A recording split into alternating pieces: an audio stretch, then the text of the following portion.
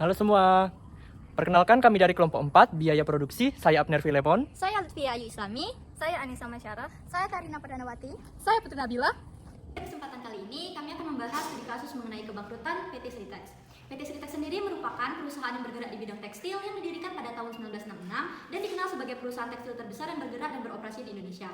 Namun naasnya, pada Februari tahun 2025, perusahaan ini dinyatakan valid karena digugat oleh para kreditur untuk pembayaran hutang-hutangnya. Nah, PT ini juga mulai mengalami kebangkrutan sejak tahun 2020 yang diakibatkan oleh kondisi pandemi dan juga diakibatkan oleh beberapa faktor internal seperti pengelolaan biaya produksi dan juga persaingan yang kompetitif. Faktor lain yang mempengaruhi kondisi kebangkrutan mereka adalah kondisi finansial dan juga operasional mereka dan manajerial internal mereka yang masih belum seimbang dan belum stabil.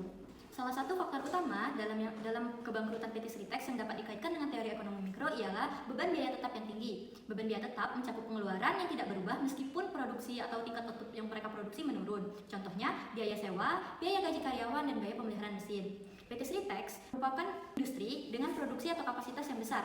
Meskipun begini, mereka tetap wajib untuk membayar biaya tetap yang tinggi walaupun permintaan pasar akan produk mereka itu menurun. Menurut teori biaya produksi, biaya tetap dapat menyebabkan kerugian apabila perusahaan tidak bisa mempertahankan volume produksi yang besar. Jika pendapatan perusahaan atas penjualan dari produknya itu tidak dapat menutupi biaya tetap, maka perusahaan akan mengalami kesulitan dalam bertahan untuk dalam jangka waktu panjang, akan menyebabkan pailit di masa yang akan datang. Dalam kegiatan memproduksi suatu barang, tentunya perusahaan akan membutuhkan berbagai biaya, mulai dari biaya sewa, biaya tenaga kerja, biaya bahan baku, dan berbagai biaya lainnya.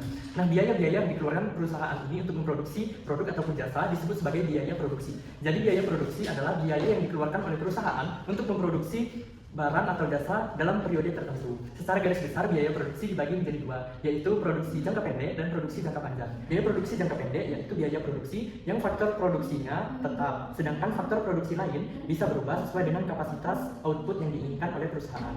Adapun unsur-unsur dari biaya jangka pendek, yang pertama fixed cost, yang kedua variable cost, yang ketiga total cost, yang keempat marginal cost, yang kelima average variable cost, yang keenam average fixed cost. Dan untuk lebih memahami tentang biaya jangka pendek ini, mari kita lihat pada tabel dan kurva berikut ini. Nah, jadi di sini sudah ada data tentang biaya produksi dari suatu perusahaan, di mana kita ibaratkan ini adalah perusahaan yang memproduksi pakaian.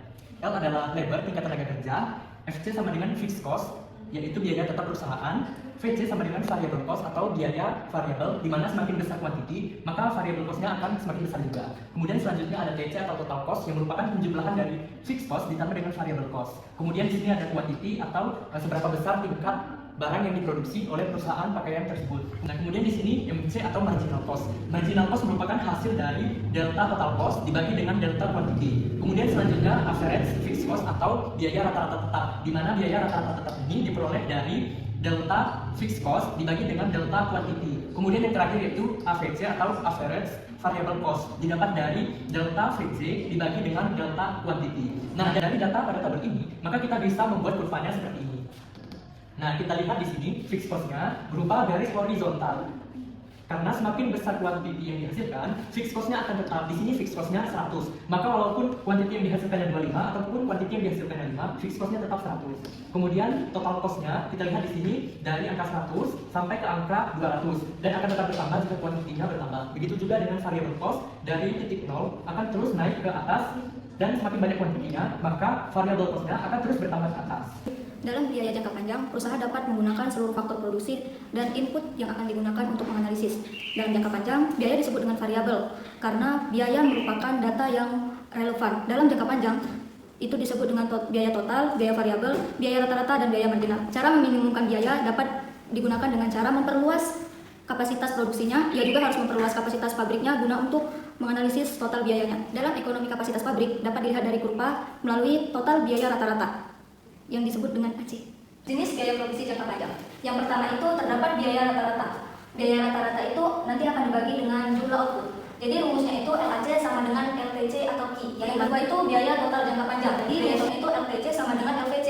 Yang ketiga biaya marginal jangka panjang, yang dimana rumusnya delta LTC dibagi dengan delta Q. Dalam kurva biaya total rata-rata jangka panjang bisa kita lihat dari titik pertama A1 itu biaya produksinya tinggi. Namun dalam variabel cost yang keduanya itu lebih rendah dari yang pertama karena dalam biaya produksi itu terjadinya penurunan di saat produksi itu terjadi. Tetapi di saat variabel cost yang ketiganya dia akan melonjak naik kembali. tapi itu semua belum diminimalisirkan sebagai hasil dari biaya total rata-rata jangka panjang. Nah, di sini ada salah satu contoh soal tentang penerapan biaya produksi. Di mana soalnya itu sebuah pabrik sepatu dengan merek Adidas mempunyai biaya tetap sebesar 1 juta. Biaya untuk sepasang sepatu yaitu 80.000 per unit. Apabila sepatu tersebut dijual dengan harga 160.000 per unit, maka carilah, hitunglah total biaya pada saat jumlah produksi sebanyak 50 unit. Untuk mencari biaya tetap, yaitu kita menggunakan rumus TC sama dengan FC ditambah PC. Untuk TC ada 1000, betul dari sini. Karena kita ingin mengetahui jumlah produksi sebanyak 50 unit ini berapa, maka kita akan mencari PC terlebih dahulu dengan PC sama dengan 80.000 dikali 50 sama dengan 4 juta. Lalu kita masukkan ke rumus yaitu TC 1 juta ditambah dengan 4 juta sama dengan 5 juta. Jadi biaya produksi saat 50 unit adalah 5 juta. Yang kedua yaitu pada saat kapan pabrik mencapai BEP. Untuk mencari BEP, FC dibagi dengan PC sama dengan yaitu 1 juta dibagi dengan 80.000 sama dengan 12,5. Lalu kita masukkan ke rumus yaitu 1 juta ditambah 80.000 dikali dengan 12,5 sama dengan 1 juta ditambah 80.000 dikali 12,5 sama dengan 1 juta.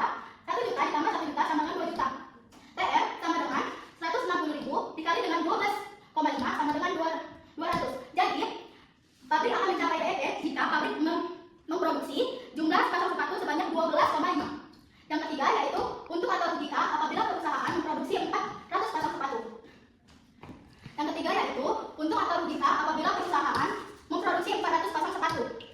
TC sama dengan 1 juta ditambah 80.000 dikali 400 pasang sama dengan 1 juta ditambah 80 dikali 400 yaitu 32 juta. 1 juta ditambah 32 juta sama dengan 33 juta. TR sama dengan 160.000 dikali 400 sama dengan 64 juta. Jadi perusahaan untung karena biaya pendapatan lebih besar daripada biaya produksi. Perusahaan seharusnya mengambil tindakan sebelum perusahaan itu pilot. Jadi, saat perusahaan berada di kondisi bawah atau lemah, perusahaan harus melakukan tindakan sebagai berikut. Pertama, saat PKPU atau pilot belum dimohonkan oleh kreditur, pelaku usaha harusnya menyiapkan langkah antisipasi. Saat perusahaan mengalami kesulitan finansial, hal ini bertujuan agar perusahaan tersebut tidak mudah dimohonkan PKPU atau pilot. Caranya adalah dengan menyiapkan fakta bahwa persoalan utang piutang yang terjadi antara kedua belah pihak tidaklah sederhana. Semisal, terdampak krisis ekonomi atau pandemi. Dalam antisipasi ini, pelaku usaha wajib berkomunikasi dengan kreditur terkait kondisi yang tengah dialami perusahaan sebelum utang tersebut jatuh tempo. Komunikasi yang dilakukan haruslah bersifat formal agar bisa dijadikan barang bukti apabila terjadi masalah hukum di kemudian hari. Kemudian, pelaku usaha wajib mendokumentasikan seluruh negosiasi sampai adendum dimasukkan ke dalam kontrak. Tanpa adendum, kontrak bisa gugur dan kembali ke kontrak awal. Kemudian, yang kedua adalah jika pemohon pilot atau PKPU sudah memohonkan oleh kreditur ke Pegadaian Niaga, namun perusahaan tidak menyiapkan antisipasi, maka permohonan tersebut bisa ditangkis. Salah satu caranya adalah dengan mengajukan PKPU secara volunteer. Dan tak kalah pentingnya adalah memilih lawyer yang memiliki keahlian hukum kepailitan agar proposal perdamaian dapat diterima oleh kreditur, serta memiliki pengurus yang memiliki rekam jejak bagus dalam perdamaian di PKPU. Dan tak kalah penting, debitur harus bersikap terbuka ketika pengurus saat meminta dokumen. Kejadian ini kerap kali ditemukan dalam sengketa PKPU dan akan merugikan debitur karena dapat memperlambat proses PKPU yang waktunya dibatasi selama 45 hari. Optimalkan biaya. Maksimalkan hasil.